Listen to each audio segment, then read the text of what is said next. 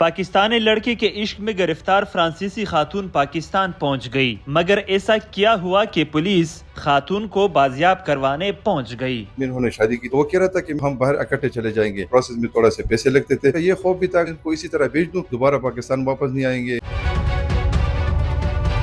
کچھ دہائی پہلے ایک فرانسیسی خاتون ایک افریدی کی محبت میں گرفتار ہو کے پاکستان آتی ہے، پھر وہی کہانی، پھر وہی عشق کا قصہ آخر تانے پہنچ جاتا ہے۔ یہ سارا معاملہ کیا ہے؟ اس وقت ہمارے ساتھ موجود ہے باڑہ پولیس اسٹیشن کے ڈی ایس پی مظہر صاحب، ان سے جانتے ہیں انہوں نے کچھ دن پہلے ہی یہ فرانسیسی خاتون کی بازیابی کی ہے۔ تھانے میں بیٹھے ہوئے تھے، SHO صاحب بھی تھے، میں بھی تھا، تو اس دوران ایک لڑکا آیا جو نور ولی نام سے ہوتے ہوا، تو وہاں پہ انہوں نے بتایا تھا کہ میرے ساتھ ظلم ہو رہا ہے اور اس طرح کی چیزیں۔ تو یہ باتیں جس طرح میرے DPO صاحب کے نوٹس میں آئی، اس نے فوراً ایکشن لینے کا کہا۔ جب وقوع پر پہنچ کر وہاں پہ جب ہم ماحول وغیرہ دے گا، تو کیونکہ بس انسان کی جب غربت آ جاتی ہے تو ہر ماحول میں بھی انسان وقت گزار لیتا ہے۔ ان لوگوں کا بھی خواہش تھی کہ ہم باہر چلے جائیں، کیونکہ یہاں پہ غربت وغیرہ ہمارے پاس وسائل ہی نہیں ہے کہ ہم اس پہ کر سکے۔ تو وہاں پہ تانے میں آ کے ان کو ریسیو کیا گیا اور تانے لے کے آئے۔ اس کے بعد ہم تو اس کو پشاور وومن پولیس اسٹیشن لے کے گئے۔ وہاں پہ جا کے ان کے ساتھ جو کہ ہمارے DPO صاحب اور CCPO صاحب نے کہ فرانس سے سفارت خانہ تھا، اس میں رابطہ کر کے ان کے ساتھ خود بھی انہوں نے رابطہ کیا تھا کہ انہوں نے کہا تھا کہ ہمیں زبردستی اور یہ چیزیں، حالانکہ اس طرح نہیں تھا۔ یہ آئے تھے 2005 میں، انہوں نے شادی کی تھی، پاکستان آ چکے تھے، پھر اس کے بعد یہ دوبارہ چلے گئے فرانس، وہاں پہ تقریباً انہوں نے 7 سال گزارے، وہاں سے دوبارہ یہ پاکستان آئے۔ یہاں پہ آ کے تقریباً 2026 تک یہی افغانستان بھی یہ لوگ گئے تھے، افغانستان سے آ کے پاکستان میں رہائش پذیر تھے۔ ان کا جو کہ نا غربت کا معاملہ تھا اور باہر جانے کا پلان تھا، کیونکہ اس پروسیس میں تھوڑا سے پیسے لگتے تھے، آپ کے پاس اتنے پیسے تھے نہیں تھے، اور ان کو یہی کہہ رہا تھا کہ آپ صبر کر لیں، میں کچھ کر لیتا ہوں، تو اس کے بعد ہم چلے جاتے ہیں۔ یہ شکایت انہوں نے پہلی بار کی ہے کہ نہیں؟ جس طرح آپ نے کہا کہ 2004 میں ان کی شادی ہوئی تھی، اس سے پہلے ان کی کوئی شکایت آئی تھی باڑہ پولیس اسٹیشن میں یا کہیں اور پر؟ اس طرح کوئی ہے معلومات؟ نہیں، انہوں نے اس سے پہلے ہمارے پاس کمپلینٹ نہیں آئی ہوئی تھی، کیونکہ اپنے وہ گھر میں رہ رہی تھی۔ ان کے پاس اپنے جو پاسپورٹس وغیرہ تھے سارے ان کے پاس تھے، نور محمد کے پاس بھی نہیں تھے، لیکن سارا جو تھا وہ غربت کا تھا۔ جو نور محمد کے کچھ ڈاکومنٹس جو باہر جانے سے روکنے میں اس کی رکاوٹ بن رہی تھی، تو وہ کہہ رہا تھا کہ میں اس کو کلیئر کر کے تو کچھ پیسے بچا کے تو ہم باہر اکٹھے چلے جائیں گے۔ اور نور محمد کا یہ خوف بھی تھا اگر میں ان کو اسی طرح بھیج دوں تو خدا رہا یہ لوگ اس طرح نہ ہو کہ واپس آ سکیں اور دوبارہ پاکستان واپس نہیں آئیں گے، یا اس طرح کوئی اور ایشو ہوگا تو میرے بچے وغیرہ ہیں، تو یہ سین وغیرہ تھا اس کا۔ شکایت آئی تانے پہ، پھر آپ لوگ انیکشن ہوئے، خیبر پولیس آپ گئے، موقع پہ جائے وقوع پہ گئے۔ وہاں پہ جب آپ لوگ بازیابی کر رہے تھے تو ویڈیو میں جو نظر آ رہا ہے، جو ان کی شکلیں جو ہے بالکل جو خیبر کے لوگ ہیں انہی کی طرح تھے۔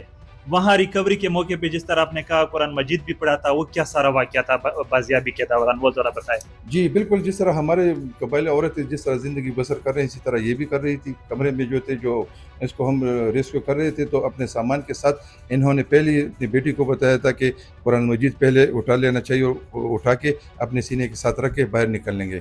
تو اس دوران جو کہ نا انہوں نے سب سے پہلے اپنی قرآن شریف اٹھائی، اس کے بعد پھر اس نے جو ضرورت تھی کہ کاغذات تھے، جو اس کے پاسپورٹس وغیرہ تھے، جو اور ڈاکومنٹ وغیرہ تھے، وہ اٹھا کے ہم اس کو تانے لے کے آئے ہیں۔ جب آپ کی پہلی جھلک ان پہ پڑی، آپ کو آیا لگا کہ یہ فرانسیسی عورت ہے، یا یہ جو بچے تھے آپ کو لگا کہ یہ تو ہمارے خیبر جیسے لوگ ہیں کہ نہیں؟ آپ کو لگا کہ نہیں یہ فورین لوگ ہیں؟ نہیں، ہم جیسے تو میں اور ایسے جو جیسے وہاں پہ گئے تو ہمیں بالکل یہ علم نہیں تھا کہ اس میں مثلاً فرانسیسی عورت کون ہے، کیونکہ ہمارے جو کلچر تھے اس نے اپنایا ہوا تھا۔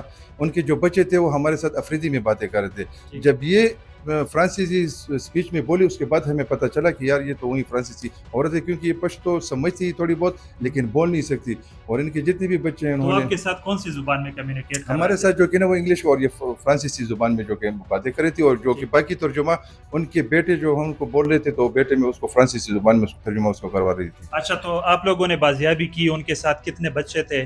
آپ لوگ کہاں پہ لے کے گئے؟ کون سے دفعات کے تحت FIR درج ہے؟ ان کے 4 بچے تھے، ایک جو اس کا سن اللہ جو کہ اسی طرح اس نے بھی اس کا پاسپورٹ بنایا ہوا تھا، تو یہ تقریباً 7 بندے بچے تھے۔ ایک اس کی نواسی ہے، جو اس کی بیٹی، اس کی شادی بھی ہو چکی تھی تقریباً 4-5 سال پہلے، اس کا شوہر بھی فوت ہو چکا تھا، اس سے 2 بچے ہیں۔ تو ان کے 7 پاسپورٹس وغیرہ ہیں جو ان کو ریسیو کر کے تو ہم اس کو تانے لے کے آئے۔ جو ملزم ہے جس کے خلاف شکایت ہے، آپ لوگوں کی انٹروگریشن میں کیا باتیں آئی کہ جو عشق کا قصہ تھا وہ تانے تک کس طرح پہنچا؟ اصل میں یہی نہ تھا کہ بات جب آ جاتی ہے تو بات آخر کار غربت پہ آ جاتی ہے۔ ان لوگوں کا اس طرح کوئی نہیں تھا. اگر یہ کہہ رہے ہیں, حالانکہ انہوں نے نور محمد نے خود اس کو جو کہ نا 3 مرتبہ اسلام آباد فرانس سے فرد خانے لے کے گئے, ان کے پاسپورٹ نہیں کروائے. اگر ان کو کمپلینٹ وغیرہ یا کوئی تھی تو شاید وہ لوگ اسلام آباد کمپلینٹ بھی وہاں پہ بھی کروا سکتے تھے. لیکن ابھی جو ان کا جو تندرستی تھی تو یہ تھا, اس کا یہ بیٹا جو تھا نشے وغیرہ کا عادی تھا. انہوں نے جو کہ نا میرے خیال میں رمضان سے پہلے انہوں نے ہاسپٹل میں بھرتی کروایا تھا. اس کے بعد تقریباً کچھ سال پہلے ہم نے خود ایک جگہ پہ ریڈ کی تھی, تو اس ریڈ میں جو کہ نا یہ لڑکا بھی ہم نے پکڑا ہوا تھا. بس قسمت یہ تھی کہ وہاں پہ بس غربت کی وجہ سے ان کے پاس پیسے نہیں تھے کہ اس کو ہم لے جا سکے, اور اس وجہ سے ان کی اکثر لڑائی وہ اس بات پہ ہوتی تھی. ٹھیک ہے. اور ابھی جو فرانسیسی خاتون ہیں اور ان کے بچے, ان کی کرنٹ سٹیٹس کیا ہے؟ ہینڈڈ اوور ٹو وہ پشاور پولیس یا دارالامان میں کدھر ہے؟ جی وہ ہم وہاں پہ جو کہ نا ہم نے اس کو پشاور وومن پولیس اسٹیشن میں وہاں پہ ان کو پہنچایا, وہ ریسیو کیا. تو وہاں پہ جا کے انہوں نے میرے خیال میں انہوں نے یہ وومن پولیس اسٹیشن کے بعد یہ میرے خیال میں اس کو دارالامان لے کے گئے, حیدرآباد, تو وہاں پہ لے کے گئے.